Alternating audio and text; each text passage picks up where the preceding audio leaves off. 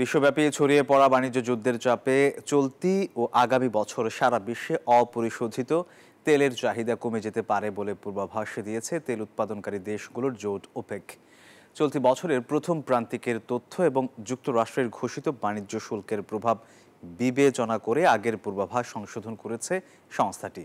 রয়টার্সের তথ্য মতে 2025 সালে বিশ্বব্যাপী জ্বালানি তেলের দৈনিক চাহিদা 13 লাখ ব্যারেল এবং 2026 সালে 12,80,000 ব্যারেল বাড়তে পারে বলে পূর্বাভাস দিয়েছে ওপেক। 2 বছরের জন্য দেওয়া এই পূর্বাভাস আগের পূর্বাভাসের তুলনায় দৈনিক গড়ে 1,50,000 ব্যারেল কম।